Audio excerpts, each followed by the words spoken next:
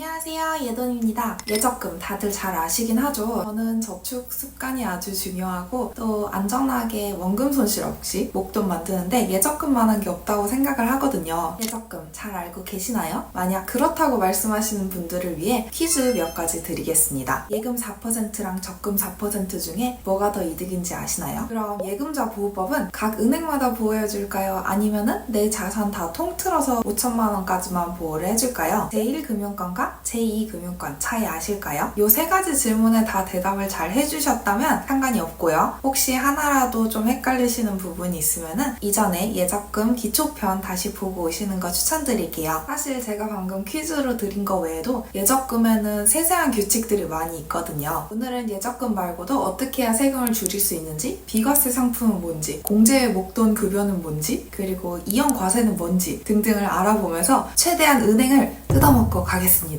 가시죠. 여러분, 우리가 예적금 가입할 때 이자 얼마나 나오는지 두드려 보잖아요. 근데 이거 보세요. 이거 15.4%나 뗀다고요. 너무 아깝지 않나요? 금과 예금에는 소득세 14%와 지방세 1.4%를 합쳐서 15.4%를 이자에서 떼갑니다. 예를 들어 내가 예금을 예치를 하고 원래는 100만 원어치의 이자를 받았어야 했다면 실제로는 세금을 떼가고 85만 6천 원만 내가 받을 수 있는 거죠. 아니 이거 너무 아깝지 않나요? 그래서 저율 과세 라는 상품을 찾는 것도 좋아요. 잠깐, 그럼 저율 과세가 뭐냐면요. 아까 15.4% 뗀다고 했죠. 15.4% 이자 소득세를 내지 않고 1.4%의 세금만 내는 것을 저율 과세 상품이라고 부릅니다. 즉, 원래는 이자에서 15.4%의 세금을 내야 되지만 저율 과세 상품들은 1.4% 세금만 내도 되는 거죠. 예를 들어 우리가 금리 4%, 2천만 원짜리 예금을 1년 동안 든다고 생각해 볼게요. 똑같은 이율이어도 일반 세금을 내야 되는 예금은 4%일 때 세금을 12만 원 내서 이자를 67만 원 받는데 저율 과세인 예금은 세금을 약 11,000원만 내서 이자를 79만 원 정도 받아요. 같은 이율이어도 약 13만 원 정도 이득이죠? 그럼 우리는 어떻게 해야 저율 과세를 받을 수 있을까요? 먼저 상호협동조합에서 3천만 원까지는 저율 과세를 적용을 해줍니다. 상호협동조합은 제2금융권으로 간단히 생각해서는 우리가 아는 지역 농협, 신협, 새마을금고 등이 상호협동조합에 포함이 되어 있습니다. 이 상호협동조합에서 3천만 원까지는 1.4%로 저율 과세 예적금을 들 수 있어요. 근데 이 3천만 원은 모든 제2금융권을 포함해서 3천만 원이라는 거 기억해주세요. 자, 그럼 상호협동조합 저율 과세를 이용하려면 세 가지 단계가 필요합니다. 먼저 출자금 통장이 필요하고, 두 번째는 자기입출금 통장을 개설하셔야 되고, 세 번째는 원하는 예적금을 드시면 됩니다. 그럼 출자금 통장부터 하나하나 설명을 드릴게요. 사실 뒷단은 좀 비슷하고 앞에 출자금 통장만 조금 헷갈리실 수 있어요. 이 상호협동조합은 조합원에 의해서 굴러가는 금융기관이에요. 그렇기 때문에 상호협동조합의 저율 과세를 이용하려면 내가 조합원이 되어야 합니다. 조합원은 출자금 통장이라는 걸 가입해서 조합원이 될 수 있습니다. 출자금 통장을 만들고 거기서 2에서 10만 원 정도 넣어서 내가 여기에 조합원이다 라는 것을 증명을 하는 거죠. 출자금 통장 자체에도 이유를 주는데 요거는 내가 어느 지점을 가입하셨느냐에 따라서 조금씩 달라지긴 합니다. 다만 한 가지 참고하셔야 되는 거는 원래는 일반 예적금보다 출자금 통장이 더 이율이 높았는데요. 최근 뉴스 찾아보니까 조금씩 줄이고 있는 추세긴 하더라고요. 참고로 2천만 원 이하의 출자금 통장에 대한 배당금은 비과세고, 출자금 통장에 들어있는 돈들은 예금자 보호법에 해당이 안 되니 너무 많은 돈을 넣으시는 건 주의해 주시기 바랄게요. 출자금 통장을 만드시려면 지역농협, 신협, 새마을금고와 같이 상호협동조합에 방문을 하셔야 되는데 이게 본인 집이나 직장에 속해 있는 구 안에서만 가능합니다. 예를 들어 내가 은평구에 살고 중구로 출퇴근을 하고 있다면 은평구나 중구에 있는 상호협동조합에서만 가입이 가능합니다. 출자금 통장에 있는 금액은 해지해도 바로 받을 수가 없어요. 해지를 하면은 그 다음에 1월에서 3월 사이에 입금이 됩니다. 출자금 통장 해지는 은행에 방문해야지만 가능합니다. 출자금 통장을 잘 만드셨으면은 그 다음은 다른 은행들하고 비슷해요. 일반 자유입출금 통장을 만들고 예적금을 드시면 됩니다. 사실 상호협동조합은 예적금 금리가 지점마다 조금씩 다르긴 한데요. 요거 챙기겠다고 막 멀리까지 가실 필요는 없을 것 같아요. 차비가 더 들 수도 있거든요.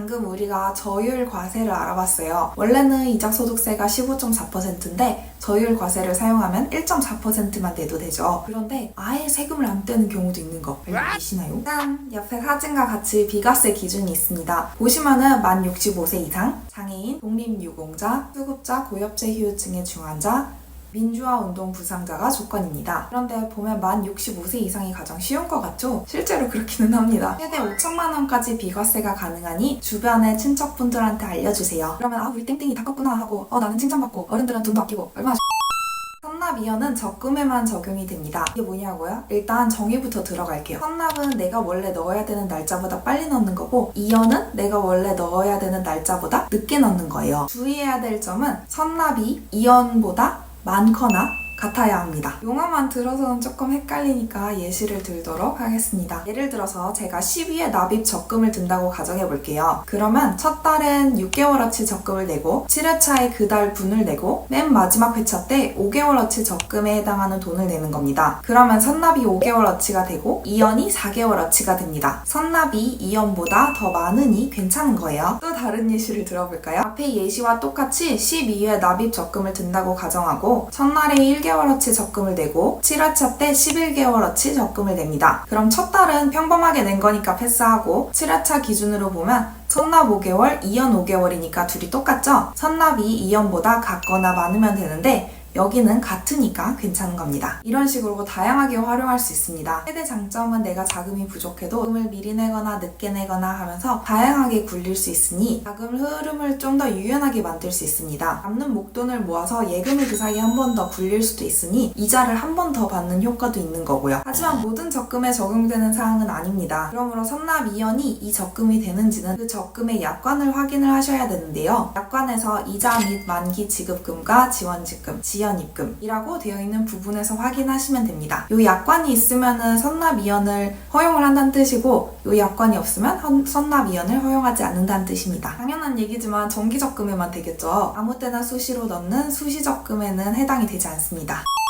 사실 요즘같이 해외 금리가 높을 때에는 외화 예금도 핫한 거 알고 계시나요? 우리는 한국에 살고 있기는 하지만 외화를 활용해서 미국에 있는 예적금을 들면은 더 높은 이율을 받을 수 있는 거죠. 이거는 제가 이전에 상세하게 정리한 동영상이 있으니까 그거 참고해 주시면 감사하겠습니다. 참고로 외화 예금 15.4% 소득세를 떼는 것은 똑같습니다.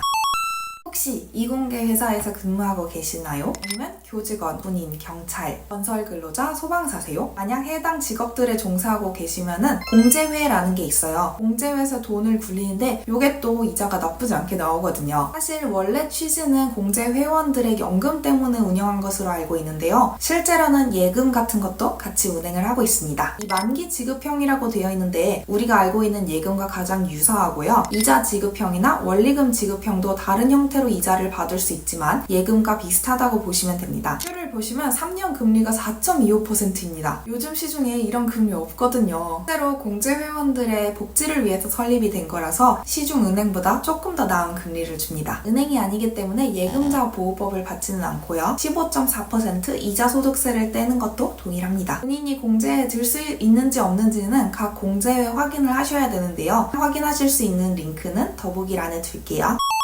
사실 이런 예적금들의 팁을 알아야 퍼센테이지의 함정에 속지 않을 수 있습니다. 실제로는 퍼센테이지가 높지만 또 이제 일반 과세로 내다 보면은 비과세 상품보다 못하는 경우가 있거든요. 이율이 높다고 냉큼 가입하는 게 아니라 이런 소소한 짜잘짜잘한 룰도 같이 따져보자고요. 이런 세금 감면이나 이율을 종합적으로 따졌을 때 감히 상품들을 추천을 드리자면 먼저 예금 쪽에서는 SH 1000만원 우대 예금이 3.9%에다가 최대 1000만원까지 들 수 있으니 저율 과세로 들 수 있기 때문에 좀 괜찮고요. OK저축은행의 OK청년 정기예금도 이율이 최대 4.21%로 나쁘지 않습니다. 다만 이 OK저축은행 상품도 최대 500만원까지밖에 예치가 안 되니 좀 아쉬울 수도 있을 것 같아요. 가입 금액이 좀 적어서 아쉽고 IM은행에서 거래 내역이 그동안 없으셨던 분들은 IM뱅크의 EGB 주거래 우대 예금도 추천드려요. 또 공제회 쪽에 계신 분들은 공제회 쪽 예금이 더 나을 수도 있으니 그쪽도 한번 확인해 보시길 바라겠습니다. 적금의 경우 IM은행의 고객에게 진심이기 적금하고 웰컴 저축은행의 라이킷 적금 추천드립니다. 각각 이율이 20%, 14%인데요. 아이엠뱅크의 경우 매일매일 어플을 수기로 들어가서 적금을 적립해줘야 돼서 좀 불편하실 수도 있고요. 웰컴 라이킷 적금 같은 경우에는 롯데카드 하나를 발급받아서 좀 꺼려지실 수도 있습니다. 그래도 이 정도 이율 우대 주는 데가 요즘은 거의 없고 다른 적금들은 미끼성 상품이라서 추천을 따로 못 드릴 것 같아요. 예금이 4%쯤으로 요즘이 형성이 되어 있어서 저는 8% 이하의 적금은 잘 안 들거든요. 이 추천드린 두 개의 적금이 그래도 비교적 조건도 만족하기 쉽고 이율도 많이 주는 적금이라 추천드립니다. 예적금 만만하게 봤는데 이래저래 짜잘짜잘한 규칙이 많죠. 그래도 이런 거 다 따져보고 조금 복잡했지만 그래도 도움이 되셨길 바라며 궁금한 점 있으면 댓글로 남겨주세요.